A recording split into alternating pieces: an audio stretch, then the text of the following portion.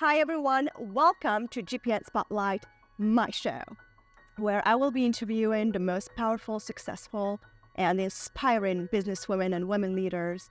I am Huda Shami, the founder of Ghost Power Network. We are a women networking community, sisterhood community based here in Southern California. At GPN, we believe in the power of connections and the power of unity. We are dedicated to empowering, connecting, supporting, and also celebrating women achievements. Today, I have a very special guest on my show. Let's see who she is. Please introduce yourself. Hi, everyone. Thank you, Huda. Hi, everyone. I'm Morgan Stiles, and I am excited to be on the GPN network, so thank you. Thank you, Morgan. Thank you. It's such an honor to have you here and let us share your story. Thank you. I'm pretty sure a lot of women will get inspired today. So tell us more about yourself and where you come from. Yeah, so I live in Southern California now, in Newport Beach, California.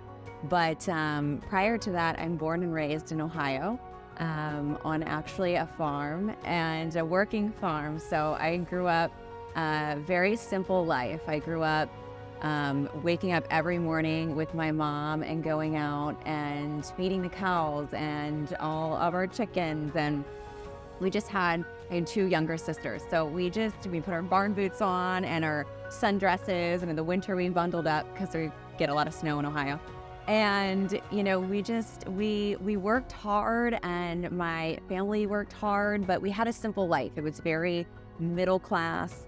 My mom had beautiful rose gardens and vegetable gardens and rows of fruit and fruit trees that we could pick from. And it was and we played outside, and, we lived on a dirt road, literally in the country. So it's a very different world from what I live now. But it made me who I am. It taught me resilience. It taught me hard work. It taught me that money truly actually doesn't mean anything. It just gives you opportunities and options in life and freedom. And I love options and freedom. And so I was destined to make it. And I've started several businesses. Some failed, some made it. But, through it all, that was what really drove me, was my upbringing and my childhood. So I'm very thankful for my parents for that. So the first question is, what advice do you have for women who want to start their own businesses or become entrepreneurs? Yeah, I think mine, this is going to be, I'm going to get into more of a personal answer for me, but I think anyone can think of their why. So the biggest thing for me is you need to think of your why. What is driving you? What is your why? And for me, my why was, and my why in becoming successful and having my own money and being a female entrepreneur was, it really stems from my childhood. I remember sitting at the dinner, and my parents were always married. And they had a fairly good marriage. Of course, in the 90s, all the parents would fight from here to there, but they honestly, truly did love each other. And I saw the love that my father had for my mother, and how hard he worked to provide for our family, and how hard my mother worked at being a housewife and a stay-at-home wife. Yeah. And mother, and making sure our lives were perfect, and the kids looked perfect, and the house looked perfect, and my father had great dinners on the table when he came home from a hard day of work, right? And so I saw how hard both parties worked at that, right? And both roles are extremely important, by the way. I give it up to both. But I remember looking, and I was in 6th grade. I was looking at the dinner.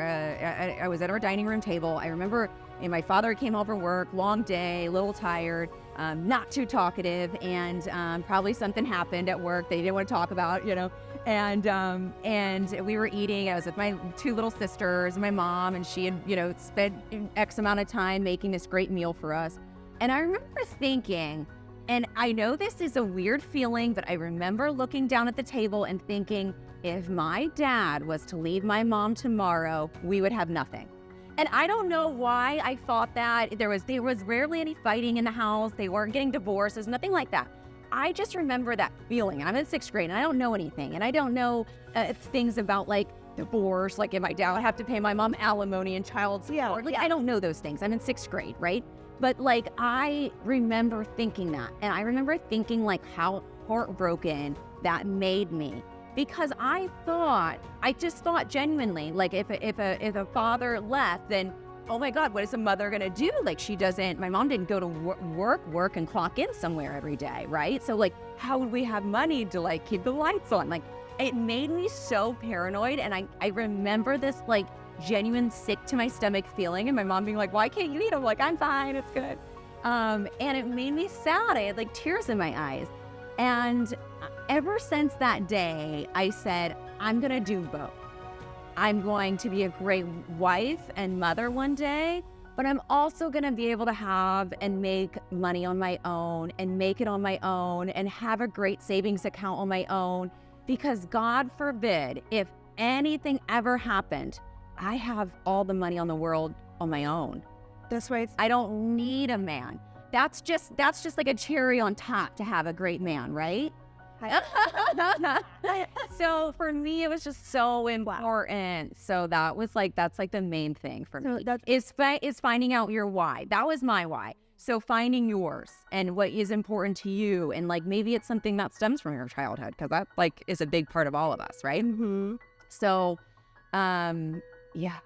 So that's what made you improve your financial situation. Yeah. That's why it's very, very important to be independent. Totally. As a woman. Totally. Yeah. So, next question. You ready? Yes. Okay. Can you share a valuable lesson you've learned in your professional journey? Yeah. Never be too good for any small task. So I always, there was a time when this is so stupid, but there was literally a time when like my toilets clogged at my office, and we were on the 59th floor in Chicago, and the maintenance guy wasn't coming fast enough, and I had like big important clients in my office, in this expensive office that overlooked the Bean in Chicago and Lake Michigan, and it was beautiful, but I had like freaking crap coming out of my toilet, like overflowing. I'm not too big to go in my stilettos and go and plunge the toilet. So never be too big and think you're too cool and I've made it for anything, any small task ever, anything your boss asks you to do, anything you need to do within your company, anything you need to do, at all. So I think make sure you're humble, you're never too big for anything, and yeah. So always stay humble. Always. Because when you're not, you get a big slice of humble pie and life hits you real fast. Oh, yeah. that is so true. It's like God coming down saying, oh my God, no. Very important to stay kind as well. Yes. Very kind, yeah. Okay, next question. What impact do you hope to make as a woman in business, and how does this vision drive your daily actions and decisions? Yeah, I hope, and my goal and my wish is that I always stay genuine and people feel that from me. I know I will always stay genuine, but I hope that people consistently always feel that.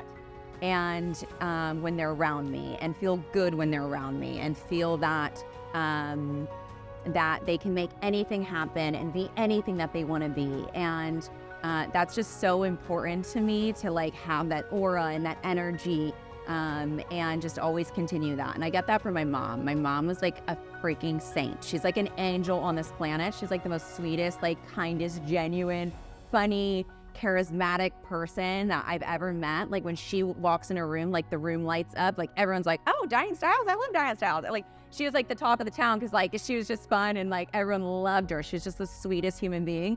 And so I definitely get like my personality from my mother 110%. Thanks, Mom. So I just hope that I always am genuine and people feel that. That is so important. Well, guess what, Morgan? I feel that. Thank you. Yeah. And that meant so much. You really do. Thank you. I genuine. And honest to God, when you came in our house and you said, and everyone came in our house, they're like, we feel such a great energy here. That means so much to us. You have no idea. Like that. Thank you. So thank you. Thank you. Okay, next question.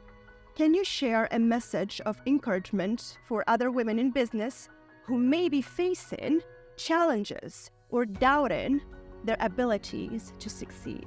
Yeah. So it's easier said than done, guys, but you have to be your number one fan.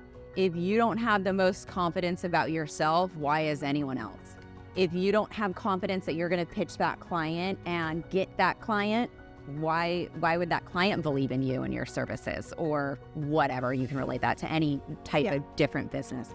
So having the utmost confidence, even when you biff it, is the biggest piece of advice that I can humanly possibly give anyone.